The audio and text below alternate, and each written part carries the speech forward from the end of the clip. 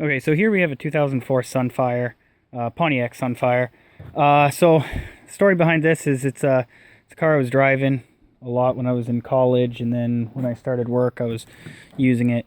Had about 250,000 miles on it, and then ran out of oil, and then it destroyed the engine. So I ended up putting a new engine in it, or well, I had the engine. It was in another parts vehicle I had with only 80,000 miles on it.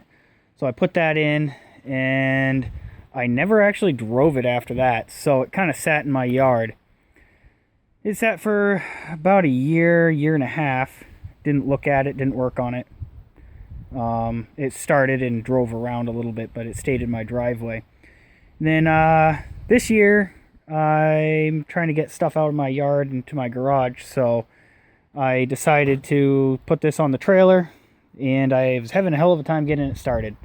What was happening is it would turn over fine, it would fire up, and then about 2 seconds later, the thing would shut down. It almost seemed like it didn't have fuel or spark. I checked the fuel rail. Fuel's about 50 psi, 55, something like that. And everything seemed to be good. I mean, the fuel in it's old, smelled like turpentine, but other than that, so really the symptoms were it would start up, it would start up perfect, it would run for like 2 seconds, and then it would shut down. The theft light was illuminated. I did the relearn procedure and everything like that, and it just kept on being a problem. I was able to get it started 3 times without and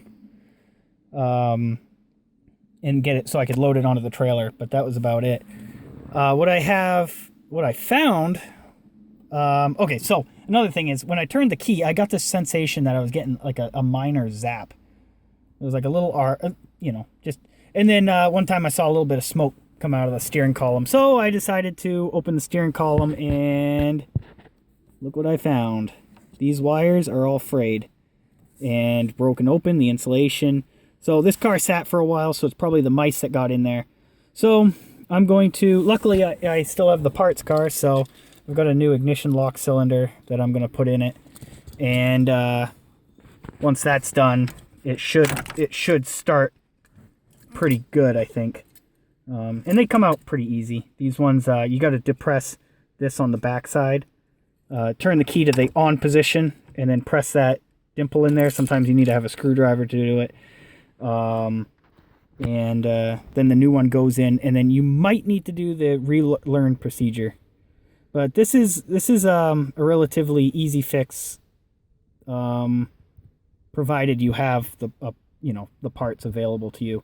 And this car is getting pretty old now. It's 2004, and I'm not sure why I'm even working on it. So yeah. But the symptoms of this was starts and then dies immediately. That's it. And I thought I would just do a little video on this because it's something that it's probably on a lot more modern vehicles too. Like this car is 17 years old, but the newer cars probably have something similar too. So especially if they've been sitting for a while. So probably what I'll do is I'll just replace the ignition lock cylinder, see if I might need to do the relearn procedure. I believe I will, and put it in my shop so I can start working on it again, get it finished up. Okay, hope this helps somebody. Okay, so all I did was charge up the battery a bit, and let's see if it starts.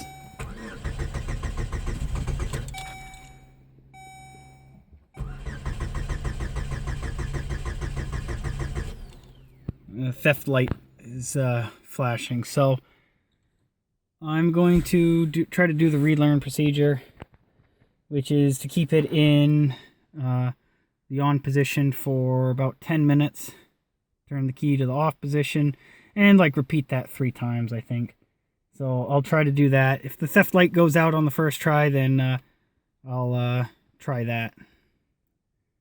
So generally, when you replace an ignition switch, you usually have to do the relearn procedure, unless it was disabled at one point, which in this case it wasn't. None of the wires were cut or anything like that. This is kind of weird that the thing actually, I was able to get the thing started like 2 or 3 times with it like this. So I thought that was kind of interesting. Now, of course, with something like this, there could be multiple other causes too, right? So basically, it just started right up and then shut right down.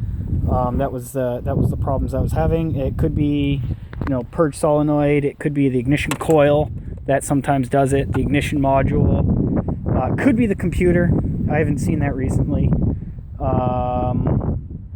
Fuel pressure regulator. Usually what happens with those is that once you get up to temperature, it doesn't work.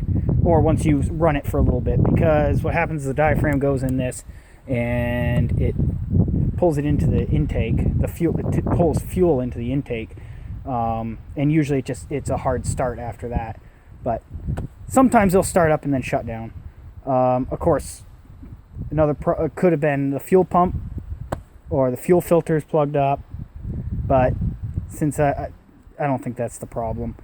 I believe old gas can also cause it too, but this gas is 1.5 years, and with the ethanol now, could be a problem.